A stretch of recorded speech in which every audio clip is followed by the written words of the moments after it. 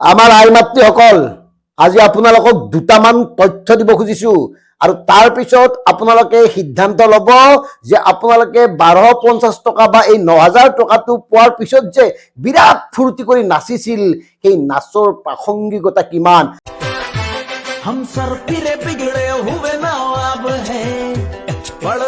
আৰু একাংশ মহিলাই যে কৈছিল মামাই যিমান দিছে তেখেতসকলৰ গিৰিয়েকেও দিব পৰা নাই, আজি আপোনালোকক আমি হিচাপটো দিছো আৰু তাৰ পিছত আপোনালোকে নাচি থাকক। আৰু সেইকাৰণে এই মুহূৰ্তত মোৰ মনত পৰিছে সেই তাহানিতে ভ্ৰাম্যমানত চোৱা নাচ ময়ূৰী নাচ নামৰ নাটকখনলৈ, আৰু সেইকাৰণে আজি ক'বলৈ মন গৈছে এই প্ৰতিবেদন চোৱাৰ পিছতো যদি পাৰে আপোনালোকে নাচক, অৰুণোদয় বাইদেউসকল নাচক, লাখপতি বাইদেউসকল নাচক, নাচি নাচি নিজক পাহৰি যাওক।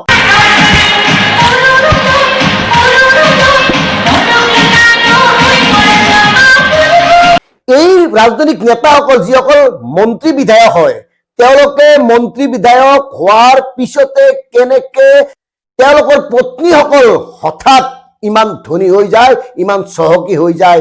অসমৰ মুখ্যমন্ত্ৰী ডক্টৰ হিমন্ত বিশ্ব শৰ্মা ডাঙৰীয়া, তেখেততকৈ তেখেতৰ পত্নী বহুত গুণে ধনী। কেইবা কোটি টকা আৰু মাটি সম্পত্তিৰ অধিকাৰী পত্নী ৰিণিকী ভূঞা শৰ্মাৰ হাতত আছে প্ৰায় 1.5 কেজি সোণ, 1.5 কেজি ভাবক, আৰু সেই সোণৰ মূল্য বৰ্তমান 2,30,00,000 টকাতকৈও অধিক। বাকী কথাবোৰ কৈ লাভেই নাই, বিলাসী ৰিজৰ্ট, টি গাৰ্ডেন, অন্যান্য কিছুমান কথা আছেই, গতিকে এই কথাবোৰ মনত ৰাখক কেনেকে ইমান টকাৰ অধিকাৰী হয়। আনহাতে মন্ত্ৰী পীযুষ হাজৰিকাতকৈ ধনী আইমি বৰুৱা, তেওঁৰ পত্নী। কি কৰে তেওঁৰ পত্নীয়ে? অভিনয় কৰি ইমান টকা পায় নেকি? এই কথাবোৰ ৰাজহুৱা কৰক। কেনেকে তেওঁ 19 লাখ টকাৰ সোণ ক্ৰয় কৰিব পাৰে? ক'ত পালে হীৰাৰ গহনা?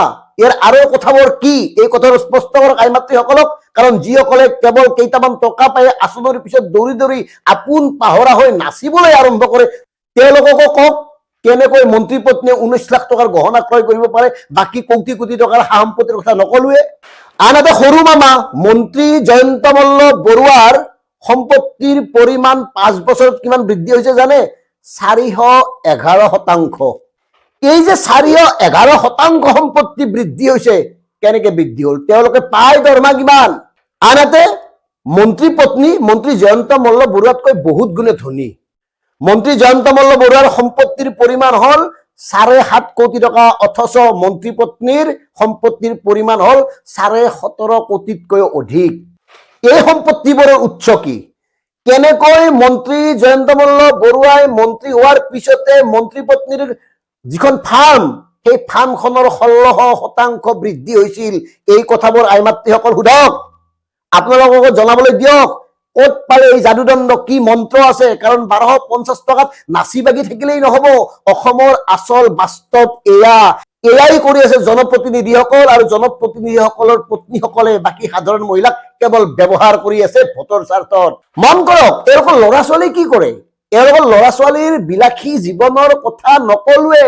সাধাৰণ মহিলাসকলে তেওঁলোকৰ ল'ৰা ছোৱালীক কিদৰে তালি তুলি ডাঙৰ দীঘল কৰিবলগীয়া হৈছে, এই কথাবোৰ চিন্তা কৰক। আৰু এওঁলোকৰ ল'ৰা ছোৱালীয়ে কেনেকে জীৱন কটাই আছে এই কথাটো ভাবক। এই যে ৰকিবুল হুছেইনৰ পুত্ৰ চামগুৰি সমষ্টিত ইলেকশ্যন খেলিছে, তেওঁৰ সম্পত্তি 4 কোটিতকৈ অধিক। কি কৰে তেওঁ? ব্যৱসায় কৰে বুলি কৈছে। কি ব্যৱসায় কৰে তেওঁ? তেওঁৰ লগত আছে 14 লাখৰ গহনা। 14 লাখ টকাৰ গহনা ক'ত পালে? এওঁলোকে এই যাদুদণ্ডদাৰ ক'ত পালে? সাংসদ পুত্ৰৰ এই ধনৰ উৎস কি? ৰাজহুৱা কৰিব লাগে, বাকী বিলাকৰ কথা কৈ লাভেই নাই। এই যে হাগ্ৰামা মহিলাৰী খুব হুহুৱাই থাকে মানুহখিনিক, তেওঁৰ পত্নীৰ নামত আছে 54 কোটি টকাৰ সম্পত্তি, 32খন বিভিন্ন প্ৰকাৰৰ গাড়ী, অসমৰ বিভিন্ন প্ৰান্তত মাটি, অথচ এওঁলোকে কি কৰি আছে? সাধাৰণ মহিলাক হিতাধিকাৰী সজাই অসমখন উন্নতি কৰাৰ কথা কৈ আছে। এই হাগ্ৰামা মহিলাৰীৰ পত্নীৰ হাতত কিমান টকা আছে? 31 লাখ টকা হাতত আছে কেছ। 1250 টকালৈ আপোন পাহৰা হৈ বিহু নাচা সকলে কথাবোৰ ভাবক।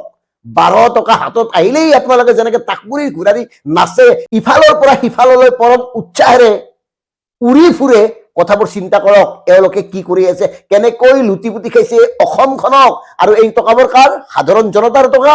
আৰু এটা লখিমপুৰৰ বিধায়ক মানৱ ডেকা, তেওঁৰ সম্পত্তি 14 কোটি টকালৈ বৃদ্ধি হ'ল কেনেকৈ? পত্নীৰ নামত আছে 8,27,00,000 টকা। ক'ৰ পৰা আহিল? কি কৰে তেওঁলোকৰ পত্নী বিলাকে? ৰাজহুৱা কৰক, স্পষ্ট কৰক। আই মাতৃসকলকো সেই কথাবোৰ কওক, কেনেকে তেওঁলোকে টকাবোৰ পায়। 2 কোটি টকাৰে গোৱাত ভিলা কিনিছে, ভিলা। ইয়াৰ লগতে বিভিন্ন প্ৰান্তত পত্নী আৰু বিধায়কৰ নামত মাটি আছে কোটি টকীয়া। যেই মান কৰক, এই মন্ত্ৰী বিধায়কসকলে মানে গাদী দখল কৰাৰ পিছত তেওঁলোকৰ পত্নীসকল হঠাৎ উদ্যোগপতি হৈ পৰে, ব্যৱসায় হৈ পৰে। তেওঁলোকৰ অতীত কি, ক'ৰ পৰা উঠি আহি তেওঁলোকে আজি ইমান ডাঙৰ উদ্যোগপতি হ'ল। সাধাৰণ জনতাৰ টকা এওঁলোকে লুটি পুটি খাই কেৱল নিজৰ কাৰণে সম্পত্তি কৰে আৰু আমাৰ আই মাতৃসকলক হিতাধিকাৰীৰ নামত কেইটামান টকা দলিয়াই দি ব্যৱহাৰ কৰি থাকে। তাতেই খুচ, তাতেই আমাৰ সুখ, তাতেই সন্তুষ্টি। গতিকে এই সুখ আৰু সন্তুষ্টি পৰিহাৰ কৰক। আপোনালোকৰ প্ৰাপ্য আপোনালোকক দিব লাগিব, কিন্তু প্ৰাপ্যৰ নামত ব্যৱহাৰ কৰিব নোৱাৰিব। আৰু যিসকলে আপোনালোকক শোষণ কৰি আছে তেওঁলোকক উত্তৰ খোজক। আৰু যদি ইমানৰ পিছতো আপোনালোকৰ একো ক'বলগীয়া নাই, কোনো অশান্তি নাই, কোনো অসন্তুষ্টি নাই, আপোনালোক সুখী, তেতিয়াহ'লে আকৌ কৈছো, নাচ লাখপতি বাইদেউ, নাচ, নাচি নাচি নিজক পাহৰি যা। ধন্যবাদ। জয় আই অসম।